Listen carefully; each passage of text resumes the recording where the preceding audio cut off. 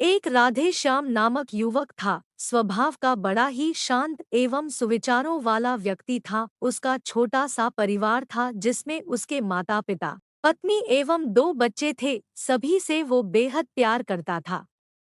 इसके अलावा वो कृष्ण भक्त था और सभी पर दया भाव रखता था।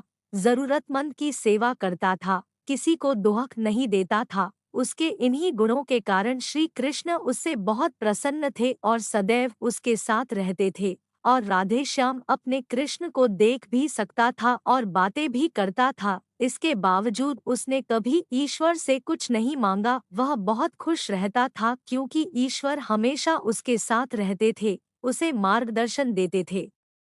राधे श्याम भी कृष्ण को अपने मित्र की तरह ही पुकारता था और उनसे अपने विचारों को बांटता था।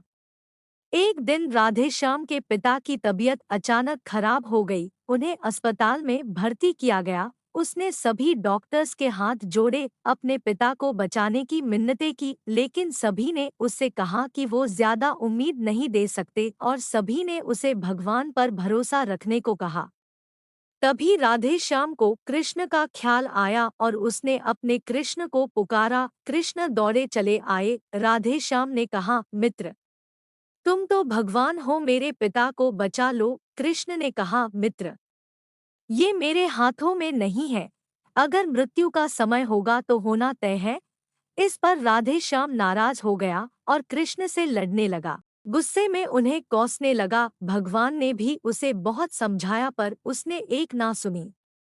तब भगवान कृष्ण ने उससे कहा, मित्र, मैं तुम्हारी मदद कर सकता हूँ, लेकिन इसके लिए तुम्हें एक कार्य करना होगा। राधे श्याम ने तुरंत पूछा, कैसा कार्य? कृष्ण ने कहा, तुम्हें किसी एक घर से मुट्ठी भर ज्वार लानी होगी और ध्यान रखना होगा कि उस परिवार में कभी किसी की मृत्यु न हुई हो। राधे श्याम झट से हाँ बोलकर तलाश में निकल गया। उसने कई दरवाजे खटखटाए। हर घर में ज्वार तो होती, लेकिन ऐसा कोई नहीं होता जिनके परिवार में किसी की मृत्यु न हुई हो। किसी का पिता, किसी का दादा, किसी का भाई, माँ, काकी या बहन। 2 दिन तक भटकने के बाद भी राधे श्याम को ऐसा एक भी घर नहीं मिला। तब उसे इस बात का एहसास हुआ कि मृत्यु एक अटल सत्य है। इसका सामना सभी को करना होता है। इससे कोई नहीं भाग सकता और वो अपने व्यवहार के लिए कृष्ण से क्षमा मांगता है और निर्णय लेता है, जब तक उसके पिता जीवित हैं, उनकी सेवा करेगा। थोड़े दिनों बाद राधे श्याम के पिता स्वर्ग सिधार जाते हैं।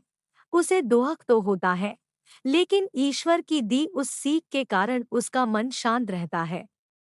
दोस्तों, इसी प्रकार हम सभी को इस सच को स्वीकार करना चाहिए कि मृत्यु एक अटल सत्य है।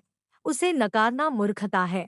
दुख होता है, लेकिन उसमें फंस जाना गलत है, क्योंकि केवल आप ही उस दुख से पीड़ित नहीं है, अपितु संपूर्ण मानव जाति उस दुख से रूबरू होती ही है।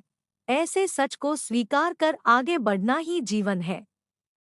कई बार हम अपने किसी खास के चले जाने से इतने बेबस हो जाते हैं कि सामने खड़ा जीवन और उससे जुड़े लोग हमें दिखाई ही नहीं पड़ते। ऐसे अंधकार से निकलना मुश्किल हो जाता है। जो मनुष्य मृत्यु के सत्य को स्वीकार कर लेता है, उसका जीवन भार विहीन हो जाता है और उसे कभी कोई कष्ट तोड़ नहीं सकता। वो जीवन के हर क्षेत्र में आगे बढ़ता जाता है।